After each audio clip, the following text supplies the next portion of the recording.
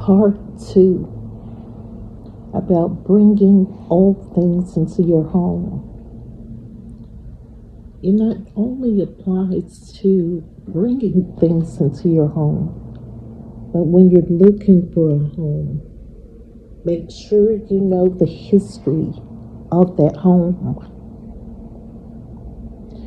Upon moving to Georgia some years ago, we happened to have lived in 3 haunted houses.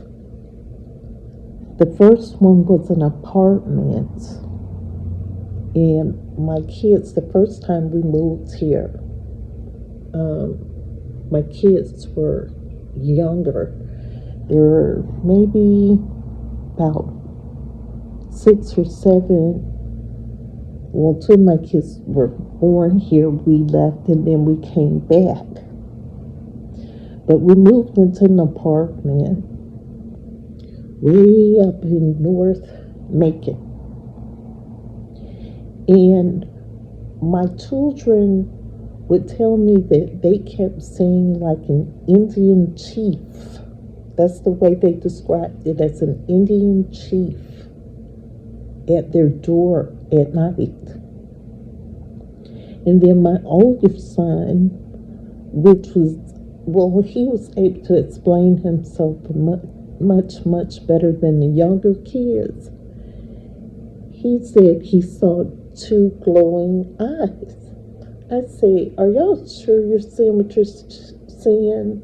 But I didn't say you're lying or anything like that, because I, being sensitive to energy, pick up on things too. So that apartment was like the first one. The second one, we lived in Lysella. And again, we didn't get the history of the place. We just moved in. And my 2 children, the 2 younger ones, first it was my son. He said, "Ma, I saw a little girl standing at the end of my bed." I said, "You did?" And then later on, my daughter said, "Ma, I saw a little girl." And I said, "Wait a minute, they both saw it?" So I took them in separate rooms. I'd say, "Give me a description of the little girl." And they did. Had a white dress with 2 long black ponytails, and 2 braids. And they had pretty much the same description. So one night, I heard like a scream. I said, "What's going on?" And they were both sitting up in bed. I said, "The girl was here again." And the thing is, they saw it at the same time. And then my son kept saying he saw a military soldier standing at the bathroom door. So I asked the neighbor, I said, "Was there a military soldier or a little girl that used to live in this house?" She said, "Well, there was a man that was in the military. He was leaving one day, and there was like this weird kind of like angle at the road, and there was a store, and as he entered the angle, like one was going that way and one that way, he was coming this way and didn't stop, and a car coming this way crashed into the driver's side, which was the man's driver's side, and it killed him instantly." I said, "Well, what about the little girl?"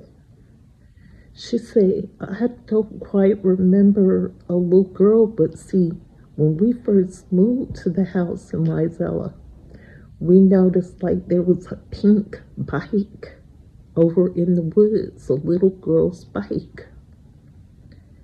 And we don't know where it came from. And the lady had no recollection of a little girl being there, but obviously there was." at some time a little girl in that house because her spirit was still there.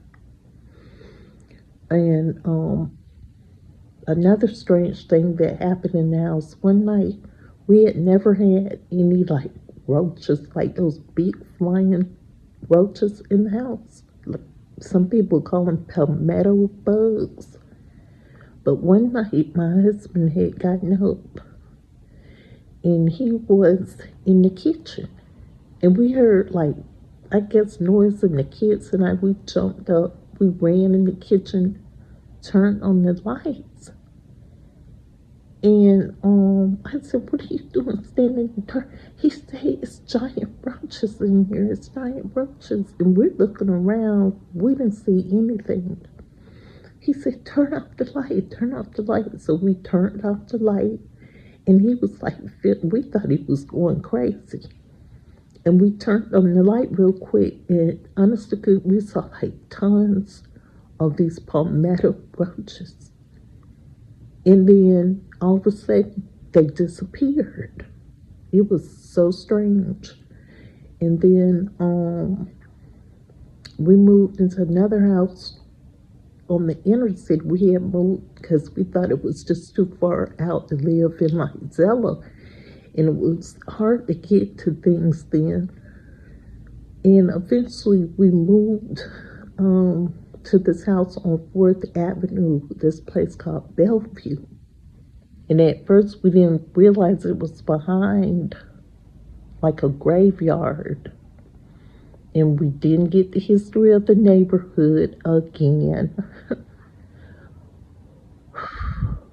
That was the worst, the scariest. Because we would hear things in the attic. Doors would be moving. We would have company over in a fan that had been disconnected since we were there. It was not hooked to electric or anything in the ceiling. It would start spinning. A huge black snake got in the house. We don't know how. Rattlesnakes, baby rattlesnakes crawling up the backside of the house. We would hear like the drawers opening and closing, and we'd go to the back room. There was nothing there. And the most horrifying moment was when my son, he was walking up the hall, and the attic door, the little square thing on the attic door, came and it started spiraling towards him, and it hit him, and he started to bleed.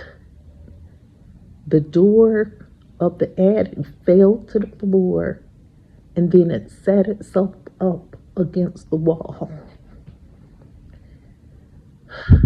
And we would have probably thought we were crazy, but we would have guests over, and they would witness things too. And it wasn't just the house, it was the whole neighborhood. We were sitting out on a porch. It was just getting dark during the summertime. And there was this man across the street who had a nephew staying with him. All the kids were over there. I was up there sitting on the porch. And we were all talking and laughing, and we saw like this creature running across the road. And then suddenly it stood up on 2 legs like a human, and it kept walking. And we were like, what the hell was that? And then my children went down the street to a neighbor's house to visit their friends. And they were sitting around, and suddenly a throw bug started like waving. It came up off the ground and started like a rolling wave. And they screamed and they ran, Mama, there's something in their house. There's something in their house.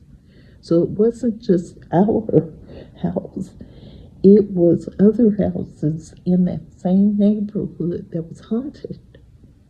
And we decided we were going to walk. My oldest son was there. He said, there's a portal or something in this neighborhood.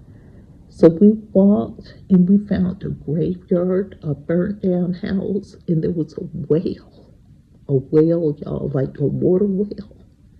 And we looked down and there was no end to it, was just black. So I threw like a rock down in it to see if it would hit the bottom. It never hit the bottom.